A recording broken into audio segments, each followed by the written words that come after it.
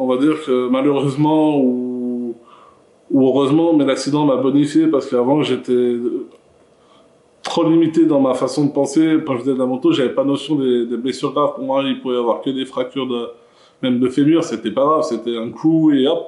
J'enlevais mes plâtres à la disqueuse pour pouvoir vite retourner à la moto. Et quand je tombais et que je savais que j'étais cassé, je pleurais pas parce que j'avais mal. Je pleurais parce que je savais tout de suite qu'il y avait 45 jours de plâtre.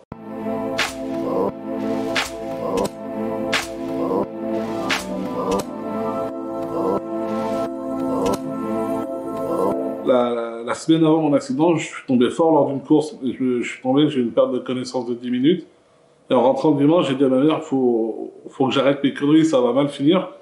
Et du coup, la semaine d'après, j'avais une course où l'année passée, ça s'était très mal passé. Et vu que j'avais ouvert mon magasin à 18 ans, pendant que j'étais à l'école, j'ai dit, bon, bah, je vais bosser. Et j'ai un client qui m'a demandé d'aller régler une moto. J'ai dit, bon, bah, je vais prendre la mienne vite fait pour rigoler. Et j'ai vu un saut un peu improbable, un peu à la con. Et j'ai dit, bon, bah, ça me plaît bien, ça. Et du coup, ma bêtise a pris dessus. J'avais une théorie, moi, c'était 3 prises d'élan. J'ai essayé une fois, 2 fois, et puis la troisième fois, il fallait y aller, parce qu'après, avec la peur, on fait des bêtises, et c'est pas bon. Et du coup, j'y suis allé, et je me suis un peu loupé. Je suis tombé à peu près de 3-4 mètres de haut, la tête la première, et j'ai cassé 4 cervicales. Je me suis dit, là, ça y est, t'as fait un grand score, mon pote. À cette époque-là, c'était la volonté qui faisait la différence. Et pour moi, je me prenais pour un super-héros, et je me disais que même avec une blessure comme ça, avec force et volonté, dans tous les cas, je reviendrai. Au début, j'ai beaucoup travaillé et je pensais que ça allait revenir, et au bout de 5 mois, je me suis tout de suite rendu compte que c'était cramé, que c'était fini. Le début. Voilà. Quand j'étais petit, là, je sais pas quel âge j'avais, mais c'est ma toute première moto, donc 50 Curie. J'ai attaqué là-dessus quand j'avais 4 ans. C'est une philosophie de vie chez nous, limite la motocross. Mon père, il adore ça, et ça, nous, on a eu la chance dans notre famille de tous pouvoir en faire en famille, et ça, c'est juste exceptionnel, vraiment. De vivre ces moments, les moments qu'on a vécu à la moto, ils étaient juste magiques. Mon père a très mal vécu ça pendant un moment, parce que pour lui, c'était lui le fautif.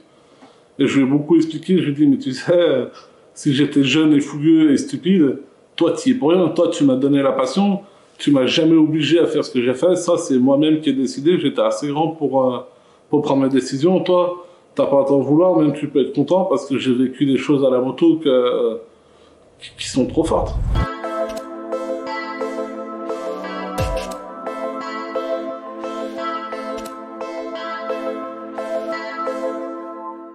Le jeu vidéo, il revient fort après ça, parce que du coup, ben, avec mon problème que j'ai eu au coude le jour de mon accident, ça m'a beaucoup abîmé rapidement, on va dire, mon coude.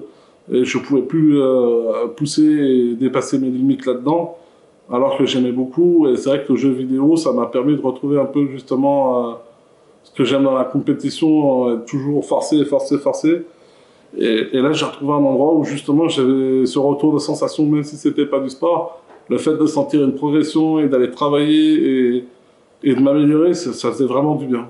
Moi, j'étais super content de me dire que j'allais pouvoir avoir un domaine où j'allais pouvoir travailler longtemps sans me lasser. Et au début, j'ai beaucoup joué sur tablette, mais j'étais trop limité, j'étais frustré quand même d'être limité physiquement comme ça.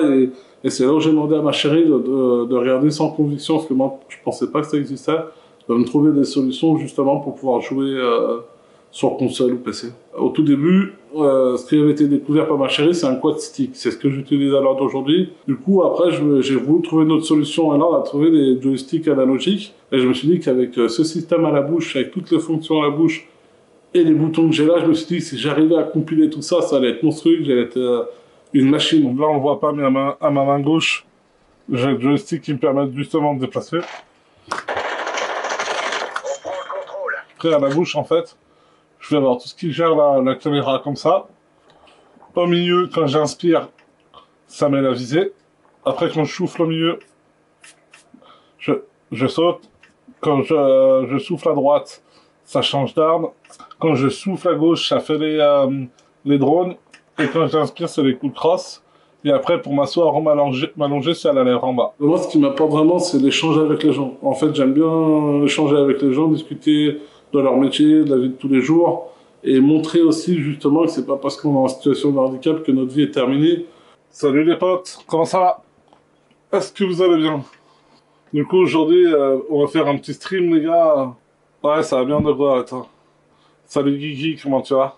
Le but il est là aussi pour moi, il est de montrer qu'on peut être heureux mais qu'on peut être compétitif mine de rien, qu'on peut attendre à faire des trucs quand même bien.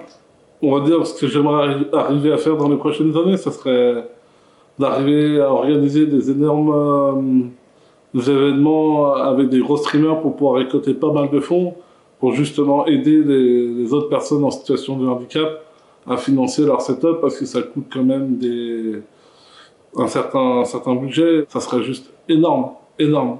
Et puis après organiser justement des sessions de jeu avec ces gens-là, ça serait juste l'apothéose, on va dire.